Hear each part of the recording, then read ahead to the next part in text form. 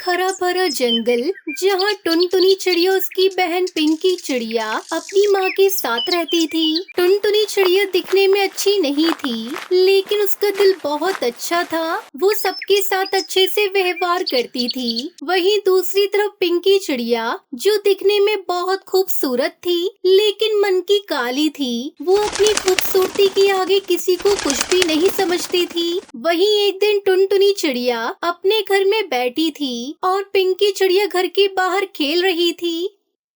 अरे टुनटुनी, तुम फिर से अपने रंग रूप के गम में बैठी हो। कुछ तो करो उसे सुधारने के लिए। मैं क्या करूं पिंकी? मुझे पता है कि मैं सुंदर नहीं हूँ। अब मैं क्या ही कर सकती हूँ? तुम मुझे रोजाना इतना चिढ़ाती क्यों हो? हाँ बिल्कुल, तुम तो जंगल की सबसे बदसूरत चिड़िया हो। पिंकी चिड़िया की बात सुनकर टुनटुनी चिड़िया उदास होकर जंगल में घूम रही थी। सब पक्षी उसे देखकर उसका मजाक उड़ाते हैं। अरे टुनटुनी, तुम तो सच में बहुत अजीब और बदसूरत लगती हो।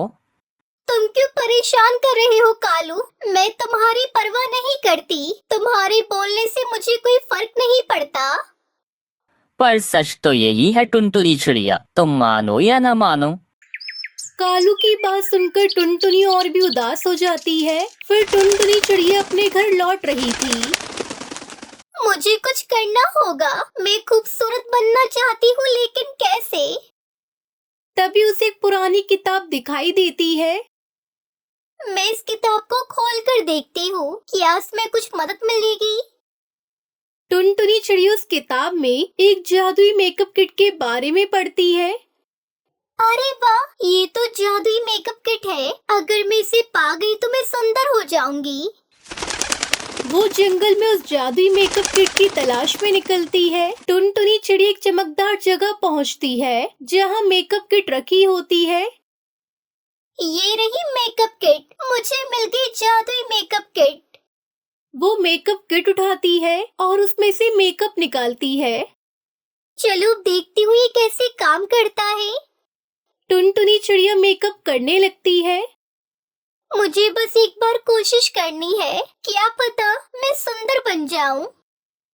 वो अपने चेहरे पर मेकअप लगाती है और देखते ही देखते उसकी शक्ल बदल जाती है।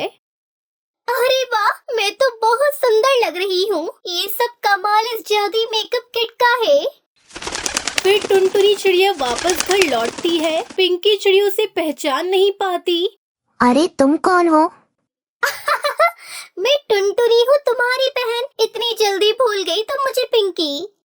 ये कैसे हुआ? तुम तो बदसूरत थी। टुनटुनी अब आत्मविश्वास से भरी थी। अब मैं सुंदर बन गई हूँ। मुझे अब किसी से डरने की कोई जरूरत नहीं है। पिंकी चिड़िया अब टुनटुनी चिड़िया की खूबसूरती से जलने लगती है। लेकिन क्या तुम हमेशा ऐसी ही खूबसूरत रहोगी? फिर टुनटुनी चिड़िया जंगल में निकलती है और सभी पक्षी उसे देखते रह जाते हैं। ये तो टुनटुनी है। अरे वाह, कितनी सुंदर हो गई हो टुनटुनी तुम। धन्यवाद कालू। अब सब टुनटुनी की तारीफ कर रहे थे, पर पिंकी चिड़िया को ये सब बर्दाश्त नहीं होता। ये सब कैसे हो गया? तुम मुझसे ज्यादा सुंदर नहीं हो सकती। पिंकी, तुम भी खूबसूरत हो। हर किसी की खूबसूरती अलग होती है। जरूरी नहीं हर कोई सूरत से ही खूबसूरत हो। कुछ लोग सीरत से भी अच्छे होते हैं। पिंकी चिड़िया को टुनटुनी चिड़िया की बात समझ में आ जाती है। शायद मुझे भी अपने अंदर की खूबसूरती को पहचानना चाहिए। बिल्कुल, हम सब खूबसूरत हैं। जैसे हम हैं वैसे ही होना चाहिए। फिर पिंकी चिड़िया और टुनटुनी चिड़िया एक दूसरे को गले लगाती है। चलो हम साथ में जादुई मेकअप किट का इस्तेमाल करें।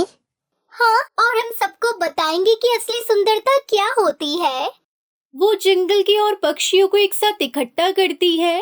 सुनो पक्षियों, असली सुंदरता हमारे दिल में होती है। हमें उसे पहचानना चाहिए और हमें एक दूसरे का सम्मान करना चाहिए। काला गोरा ये हमारी बस की बात नहीं। फिर वो सब पक्षी जादुई मेकअप किट को देखकर बहुत खुश होते हैं। टुनटुनी, तुम दोनों बहनों ने हमें सिखाया कि असली सुंदरता क्या होती है। हाँ, हम सब खूबसूरत हैं, बस हमें इसे पहचानना है। टुनटुनी चिड़िया पिंकी चिड़िया जादुई मेकअप किट को सबके सामने रखती है। ये किट सिर्फ बाहरी सुंदरता देती है, लेकिन असली खूबसूरती तो हमारे दिलों में है। सब पक्षी उसकी बात से सहमत होती है। जंगल में सभी पक्षी एक दूसरे के साथ खुशियाँ मनाते हैं। आज हम सबने एक नई शुरुआत की है। और ये सब सिर्फ इसलिए हुआ क्योंकि मैंने खुद पर विश्वास किया। सब पक्षी टुनटुनी और पिंकी की तारीफ करते हैं। अब मैं तुम्हें और चिढ़ाने का नहीं सोचूंगा। सब हंसते और खुशी से झूमते हैं। एक जादुई मेकअप किट ने सबके दिलों में बदलाव ला दिया और रंग रूप का भेदभाव मिटा दिया। ये कहानी हमें सिखाती है कि असली सुंदरता हमारे दिल में होती है। बाहरी रूप से सुंदरता महत्वपूर्ण नहीं होती, बल्कि हमें अपने आत्मविश्वास और एक दूसरे का सम्मान करना चाहिए।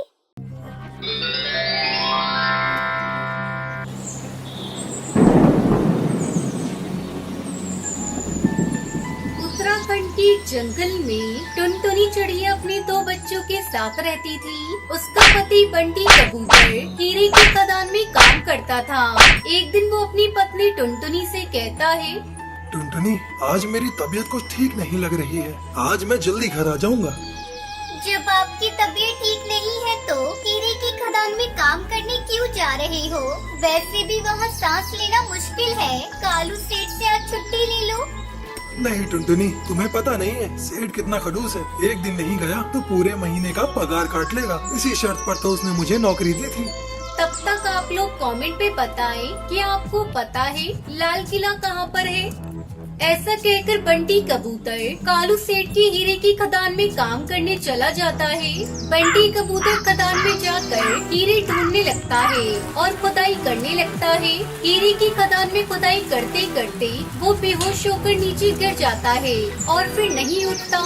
शाम तक बंटी कबूतर घर नहीं आया तो टुनटुनी चिड़िया को उसकी चिंता सताने लगी। बच्चों, अभी तक तुम्हारे पापा घर नहीं आए। मैं तुम्हारे पापा को देखने जा रही हूँ। रात होने को आ रही है। ठीक है माँ, तुम जाओ, मैं टुन्नू का ध्यान रखूंगी। टुनटुनी सीधा कालू सेठ के पास जाती है। सेठ जी, अभी तक मेरे पति घर नहीं आए। सुबह उनकी तबीयत भी ठीक नहीं थी। अरे मैं क्या जानूं तेरा पति कहाँ है? कम बखत ने अभी तक एक भी हीरा ढूंढ कर नहीं निकाला और बिना काम किए तनख्वाह पर तनख्वाह चाहिए बस। ऐसी खरी खोटी बातें सुनकर टुनटुनी परेशान हो जाती है। वो सोचने लगती है, आखिर सुनहरी के बापू गए तो कहाँ गए? टुनटुनी अपने पति को ढूंढने लगती है और उसी खदान के अंदर पहुंचती है और वहाँ बंटी जमीन पर पड़ा मिलता है। उसके पास एक नीला हीरा पड़ा था। वो बहुत तेज चमक रहा था। हाय रब्बा, ये क्या हो गया आपको? आंखें खोलिए। आंखें खोलिए बंटी जी, आंखें खोलिए। बंटी का पूरा शरीर ठंडा पड़ चुका था। अब मेरे बच्चों का क्या होगा? कहा था आज मत जाओ हीरे की खदान में, लेकिन तुमने मेरी एक न सुनी। टुनटुनी रोती हुई घर आती है और साथ में वो जादुई नीलम हीरा अपने साथ ले आती है। उसकी दुनिया उजड़ चुकी थी। बच्चे भी पिता की मौत की खबर सुनकर रोने लगते हैं। कई दिन इसी तरह बीत जाते हैं।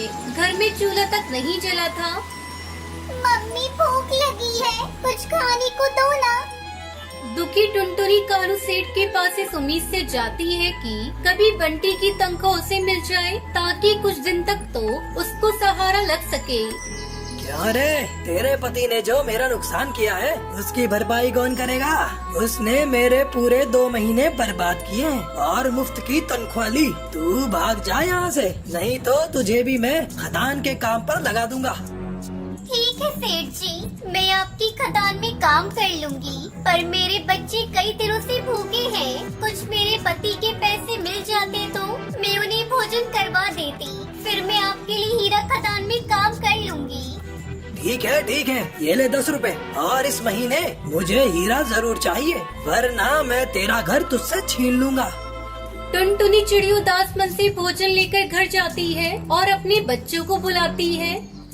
सुनहरी और टुन्नू, जल्दी इधर आओ, मैं तुम लोगों के लिए भोजन लेकर आई हूँ। माँ की आवाज सुनकर बच्चे भागकर बाहर आते हैं। दोनों बच्चे खाना खाने लगते हैं और टुनटुनी की नजर उस चमकीले हीरे पर जाती है। काश हमारी किस्मत भी इस हीरे की तरह चमक जाए। अगर सेठ की खदान में काम नहीं करा तो सेठ हमारा घर भी छीन लेगा। क्या करूं, कहाँ जाऊं, किससे मदद मांगूं? डर के मारे टुनटुनी कालू सेठ के घर नहीं जाती और उस चमकीले हीरे को अपने आंगन में अपनी पति की याद में मिट्टी में दबा देती है। मैं इस हीरे को बेचकर अपने खाने का गुजारा कर सकती थी, लेकिन कालू सेठ को पता चला तो वो मुझे जिंदा मार देगा। अगले दिन जब टुनटुनी अपने घर के आंगन में निकलती है तो उसके आश्चर्य का ठिकाना नहीं रहता। पूरे आंगन में हीरे की फसल उगी हुई थी। चारों ओर हरे भरे पेड़ पर नीले चमकते हीरे दिखाई दे रहे थे। ये देखकर टुनटुनी खुश हो जाती है और वो जल्दी जल्दी हीरों को तोड़कर बाजार में बेचने चली जाती है। अब उसका पहले से भी ज्यादा बड़ा घर था और घर में खाने पीने की कोई कमी नहीं होती। इस तरह टुनटुनी हीरे की खेती करके खुशी खुशी अपने बच्चों के साथ रहने लगती है।